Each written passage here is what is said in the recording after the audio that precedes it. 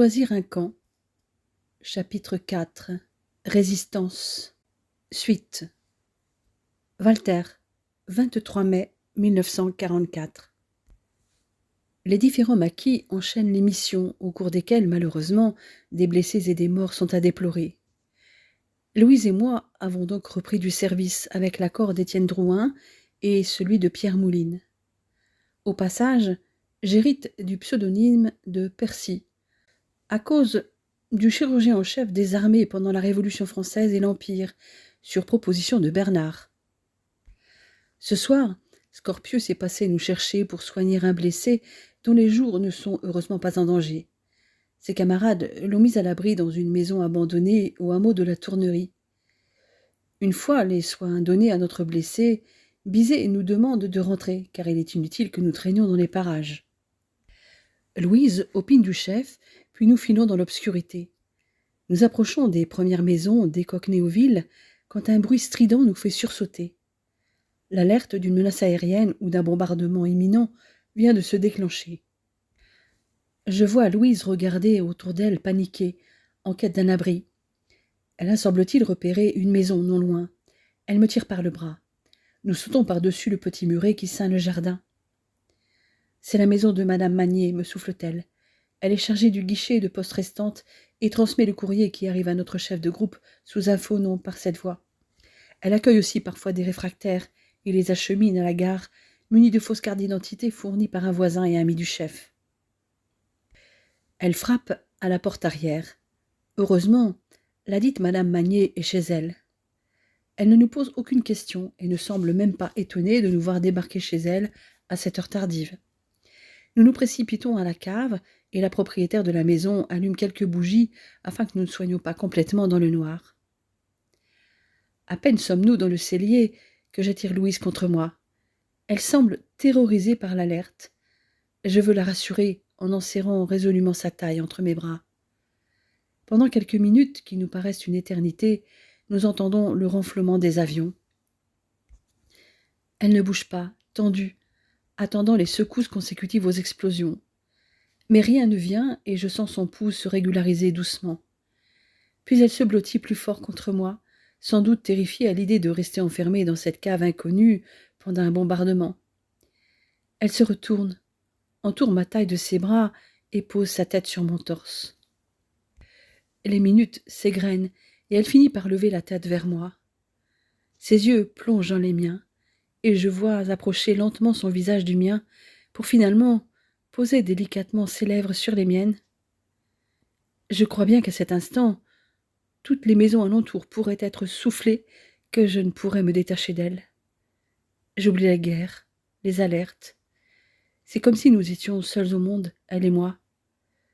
Nos lèvres s'effleurent lentement, à plusieurs reprises, comme si nous n'osions pas aller plus loin, de peur de la réaction de l'autre. Mon corps réagit à ce contact étroit, et je resserre mon étreinte autour d'elle pour me convaincre que tout cela est bien réel. Bien sûr, j'ai aimé avant de rencontrer Louise. Le couple que nous formions avec Elke était uni. Nous ne nous étions jamais posé la question. Pour elle comme pour moi, nous nous connaissions depuis notre plus jeune âge, nos sentiments amicaux s'étaient mués en un amour complice, et nous avions voulu nous engager l'un envers l'autre. Nous avions confiance l'un dans l'autre. Notre relation était basée sur le respect et l'affection. Ce que j'éprouve pour Louise est différent. C'est fort, profond, intense, presque douloureux. Depuis que je la connais, je fais des choses qui dépassent l'entendement comme désertées. Même si l'idée m'avait déjà effleurée, elle a été la raison de mon passage à l'acte. Elle me fait perdre la tête. Un feu brûlant a pris possession de mon corps pendant que je continue à l'embrasser doucement pour ne pas l'effrayer. Mon cœur s'affole quand ses doigts caressent mon visage. Puis, les sirènes cessent de hurler. C'était une fausse alerte. La maison n'a pas tremblé. Je me détache lentement à regret et nous nous regardons sans un mot. Nous ne nous attardons pas chez notre hôtesse. Main dans la main, nous hâtons le pas à travers les champs et les prés, sans toutefois perdre toute prudence. Lorsque nous arrivons en vue de la maison, j'arrête Louise. « Attends !» Surprise, elle obtempère. C'est la première fois que je la tutoie. Je prends son visage entre mes mains pour un très long baiser, tout en lui murmurant tout ce que je ressens pour elle. Elle se pelotonne dans mes bras et m'avoue à son tour ses sentiments pour moi. Mais nous ne pouvons rester indéfiniment dehors, et Louise finit par ouvrir la porte sans bruit, seulement après m'avoir embrassée à son tour pendant un long moment. Une fois à l'intérieur, nos lèvres s'unissent à nouveau avec ardeur, tandis qu'elle s'accroche à mes épaules. Après lui avoir dit au moins 10 fois « je t'aime », je pose mon front sur le sien. Je crois que nous ferions mieux de rejoindre chacun notre chambre. Je préfère ne pas aller plus loin. Pourquoi, Walter? Tu dis que tu m'aimes et c'est réciproque. Nous avons envie l'un de l'autre, c'est évident. Je ne peux pas, Louise. Malgré l'intensité de mes sentiments pour toi, j'aurais l'impression de trahir Elke. Elle est morte, Walter, s'écrie-t-elle d'une voix plus forte, quitte à réveiller la maisonnée. Et je suis sûre que ce qu'elle voudrait, c'est que tu sois heureux. Moi, je suis vivante et je t'aime. Je secoue la tête. Je me sens coupable. Coupable d'aimer une autre femme que mon épouse défunte. Coupable de faire souffrir celle dont je suis fou amoureux, mais incapable de sauter le pas. Devant mon attitude, Louise, dépitée, monte l'escalier 4 à 4 et s'enferme dans sa chambre. Je reste au rez-de-chaussée et me laisse tomber sur une chaise dans la cuisine, la tête entre mes mains. Je reste là, à me morfondre. Des pas dans l'escalier me font sursauter. Évidemment, j'aurais dû m'en douter. Nous avons réveillé les habitants de la maison. « Beau travail », dit une voix moqueuse, celle de Bernard. Tu lui dis que tu l'aimes et tu dis stop. Tu permets que je te tutoie, Walter. J'acquiesce d'un signe de tête. Elle va t'en vouloir, mais elle va s'en remettre. Juliette a rencontré son Roméo, et amoureuse comme elle l'est, elle va te pardonner. Laisse-lui le temps. Tu as raison. Nos deux familles, ou plutôt nos deux pays, sont ennemis. C'est déjà un obstacle en soi, fais-je tristement. Le seul véritable obstacle, c'est toi qui le dresses à chaque fois, Walter. Les sentiments que tu avais pour ton épouse ne disparaîtront jamais. Tu peux passer à autre chose, mais son souvenir sera toujours présent, et ça, tu dois l'accepter. Je sais que tu t'es ouvert à Louise sur ton passé, et c'est déjà pas mal. Va lui parler. Elle est malheureuse, et je n'aime pas la voir comme ça. Il a raison. Même si elle sait que je me sens coupable, je dois lui dire que je ne me sens peut-être pas encore prêt. Je monte doucement les escaliers. Devant la porte de Louise, je m'arrête un instant. Je l'entends sangloter. Je frappe à la porte, mais je n'attends pas sa réponse pour entrer. Je me demande même si elle m'a entendu toquer à sa porte. Je m'assieds auprès d'elle, sur son lit. « Louise, je suis désolée, murmurai-je. » Elle se redresse en larmes et se jette dans mes bras. « Non, c'est moi qui suis désolée, Walter. Je sais ce que tu as enduré. Tu n'as pas pu dire au revoir à Elke et à tes enfants. Tu as besoin de faire ton deuil et tu dois le faire à ton rythme. Il n'empêche que je t'aime, Louise. Je me sens coupable, mais ça ne veut pas dire que je ne me sens pas prêt pour notre histoire. Je suis prêt à refaire ma vie avec toi, mais j'ai simplement du mal à affronter cette nouvelle situation. Tu m'as déjà beaucoup aidé en m'écoutant à Valognes. Lorsque je te parle d'Elke, la douleur n'est plus aussi forte. J'ai parfois l'impression d'être encore triste, et en même temps, j'ai envie de vivre avec joie et légèreté, et cette envie est en train de prendre le dessus. »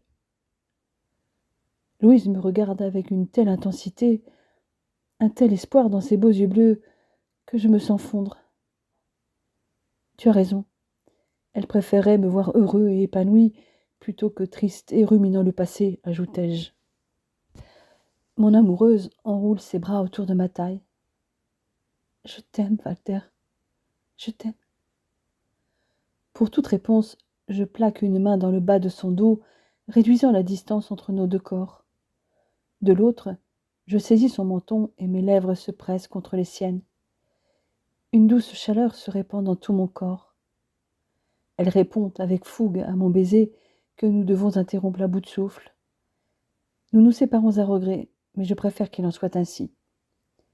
Louise m'affirme qu'elle attendra le temps qu'il faut. Walter, 26 mai 1944. Hier, Annabella a été agressée par un jeune milicien originaire du village, alors qu'elle se rendait à l'épicerie de Sainte-Mère-Église. Le dénommé Émile l'avait apparemment suivie et assommée. Lorsqu'elle avait repris connaissance, elle avait mis un certain temps à réaliser qu'elle avait été enlevée, attachée avec un bandeau sur les yeux. Ce type l'avait déjà interceptée plusieurs fois dans le village, insistant pour avoir des nouvelles de Louise. Cette fois, il avait usé les grands moyens, la menaçant de la dénoncer à la commandant de Tours ou à la milice pour fait de résistance si elle ne lui disait pas où était sa fille. Il agissait manifestement pour son propre compte et l'avait gardée séquestrée toute la nuit avec la complicité d'un autre gars du village qu'Annabella avait réussi à convaincre de la relâcher. En l'écoutant raconter son aventure, je comprends que le dit Émile a des vues sur Louise depuis des années et qu'il compte bien la retrouver. C'est grâce à Charles que je peux être avec vous ce soir, même s'il avait rejoint la milice. « Charles » s'exclame Louise. « Dans la milice ?» Émile l'a convaincu d'y entrer pour échapper au STO. Mais quand il s'est aperçu que son soi-disant copain était une brute sans scrupules, qu'il a d'ailleurs toujours été, et surtout qu'il en avait après toi, il a compris qu'il avait choisi la mauvaise voie. Il a coupé mes liens. Dieu merci, souffle Louise. Il m'a confié qu'Émile n'avait certainement pas l'intention de me laisser en vie, même si je lui avais révélé où tu étais. Et s'il te recherche, c'est pour te faire payer, car tu l'as rejeté. Comment? Je l'ignore. Il est au courant que tu t'es enfui de Valognes avec Walter. Il a toujours voulu te posséder, mais maintenant il veut en plus se venger, soit en te tuant, soit en te livrant aux Allemands. Ce type est complètement cinglé. Il voulait me violer, maman. Je sais, chérie.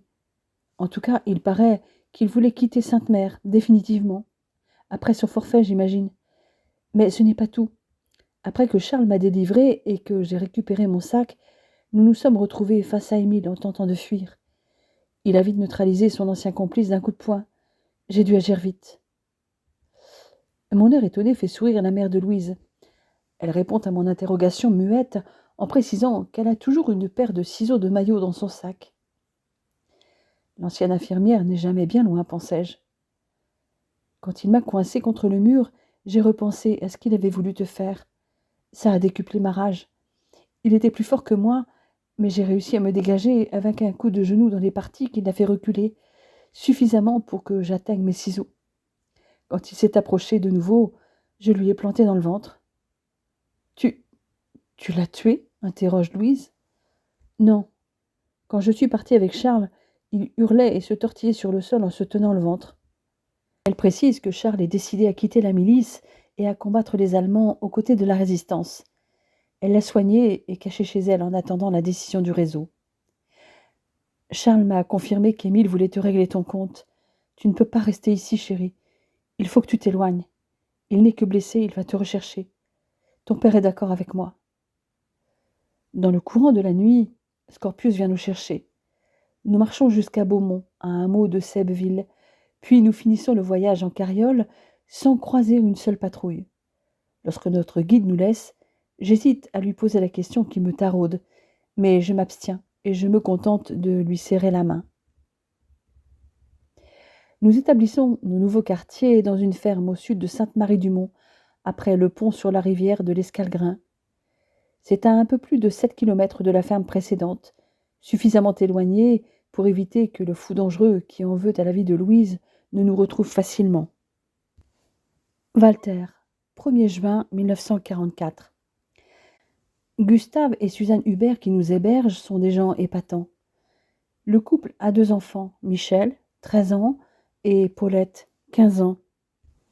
Et ni Louise ni moi ne sortons, car le village est petit et toute nouvelle tête serait vite repérée. La mienne peut-être encore plus, car à l'ouest de Sainte-Marie se trouve une batterie occupée par une soixantaine de membres de la 2e brigade Abteilung du 191e régiment d'artillerie, rattachée à la 91e division d'infanterie. Cette batterie est armée de 4 obusiers. Il y a toutefois peu de chance, mais je ne veux courir aucun risque. Heureusement, nous parvenons à nous occuper grâce à nos hôtes. Suzanne est en particulier passionnée par les messages codés et nous apprend celui qu'elle utilise le plus fréquemment. Ma foi, cela pourra nous servir un jour, qui sait. Louise aide Michel dans son travail scolaire. Autre chose nous occupe aussi depuis que le temps est au beau, les moustiques. Car depuis que la région est occupée, alors que les marais avaient été asséchés et transformés en prairies, les occupants ont bouché les tares, fermé les estuaires de plusieurs rivières pour inonder les terres et faire obstacle en cas de débarquement. Et désormais, au soleil couchant, les moustiques pullulent et s'en donnent à cœur joie sur les habitants qui vivent dans ces zones. Nous en sommes un peu éloignés, mais certains des envahisseurs n'hésitent pas à venir nous assaillir. La ferme semble être devenue le quartier général du groupe depuis quelques jours. L'épaule de Bernard a récupéré une bonne mobilité et le jeune résistant a repris du service. Bizet et Scorpius sont là aussi et le père de Louise passe régulièrement. Ces trois-là semblent en savoir plus qu'ils le disent. Selon eux, le débarquement est pour bientôt. Certaines consignes les ont mis sur le qui-vive. Mais Étienne Drouin souhaite que Louise et moi en sachions le moins possible pour notre sécurité. Surtout Louise. Le père de Louise nous apprend que Charles a intégré la résistance, mais il a été envoyé dans un autre secteur, à Saint-Laurent-sur-Mer, d'autant qu'Émile a disparu. Il serait parti à Coutances. Bernard taquine toujours autant Louise, et maintenant il s'en prend aussi à moi. Il prétend qu'il doit nous surveiller afin que nous ne fassions pas de bêtises. Lorsqu'il a dit cela à Louise, il s'est pris un verre d'eau en pleine figure. La cave a été aménagée pour accueillir Bizet et Scorpius. La maison, qui était plutôt calme, est désormais une véritable fourmilière qui vibre d'activité. Depuis l'arrivée de Bizet et Scorpius, après le dîner, nous faisons des parties de cartes derrière les volets clos. Puis tout le monde se réunit autour du vieux poste à galène qui a remplacé la TSF confisquée il y a quelque temps. Comme d'habitude, la BBC inonde les ondes avec ses messages codés diffusés à 12h30, 15h30, 18h30 et 21h30. Louise m'a expliqué que beaucoup de messages ne riment à rien et ne servent qu'à brouiller les pistes. Seuls certains d'entre eux, communiqués par les états-majors alliés, sont authentiques et permettent de mettre en alerte les différents réseaux de résistance qui en ont, le plus souvent, pris connaissance au préalable grâce à d'autres messages transmis en morse. Parmi ces messages, quelques-uns ont une définition bien précise et connue des résistants. Ils annoncent l'imminence du débarquement et donnent des instructions précises à propos de certains objectifs à détruire. Toutes les oreilles sont donc aux aguets. Comme tous les soirs depuis le 19 juin 1940, les 4 premières notes de la symphonie numéro 5 de Beethoven lancent le programme de Radio Londres. Les Français parlent au français. La voix de Frank Bauer prononce la phrase habituelle. Ici, Londres. Les Français parlent au français. Veuillez écouter tout d'abord quelques messages personnels. Les dés sont sur le tapis. Il fait chaud à Suez. Le chant du laboureur dans le matin brumeux. Les carottes sont cuites. Message important pour Nector. La girafe a un long cou. La flèche ne percera pas. Ne faites pas de plaisanteries. Le sapin reste toujours vert. Le coq dresse sa crête. Les sanglots longs des violons de l'automne blessent mon cœur d'une langueur monotone. Je répète, les sanglots longs des violons de l'automne blessent mon cœur d'une langueur monotone. Étienne Drouin se redresse brusquement après ce premier vers de Chanson d'automne, le fameux poème de Verlaine. Il a déjà ébauché un sourire après le premier message.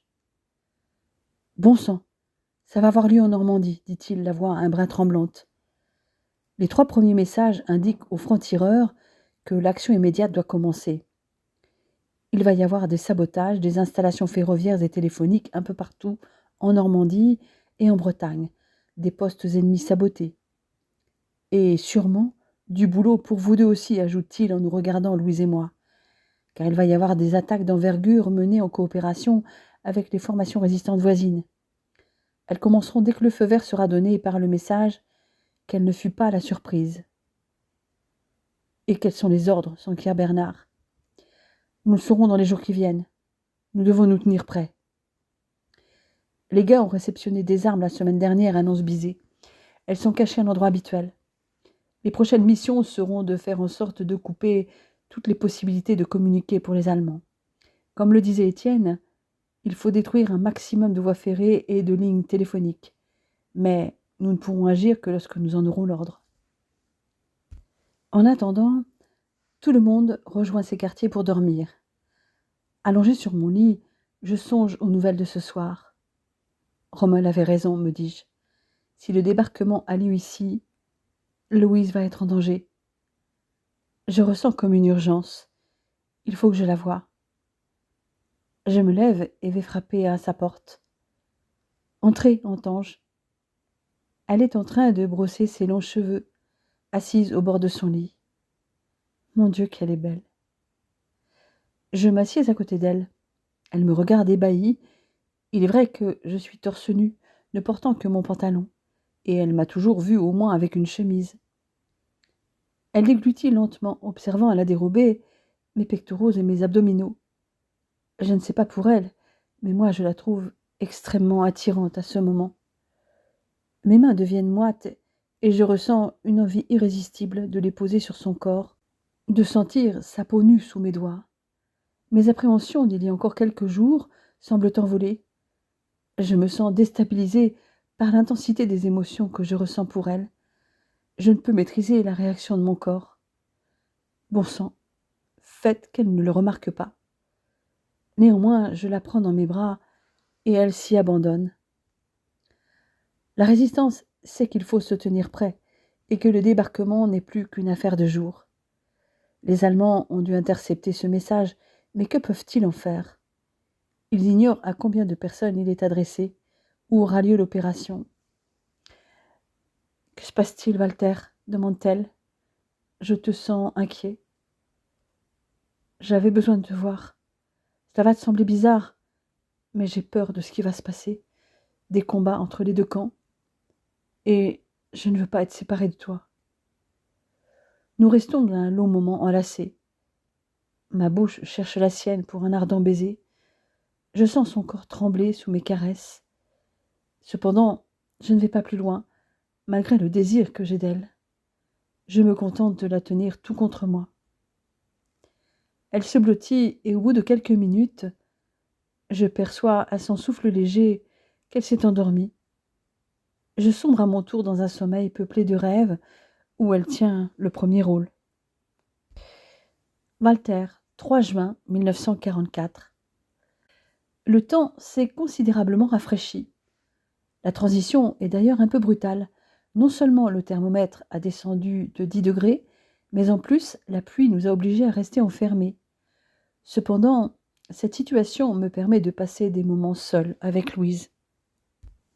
La pluie ayant cessé, nous en profitons pour faire un petit tour à proximité de la ferme. Étienne ne tient pas à ce que nous nous éloignions. Il ne faudrait pas que l'un d'entre nous soit arrêté alors que les Alliés peuvent arriver d'un jour à l'autre. Nous nous plions sans peine à cette volonté. Nous n'aspirons qu'à une chose, être ensemble, et nous ne nous lâchons pas d'une semelle. La plupart du temps, Bernard est avec nous.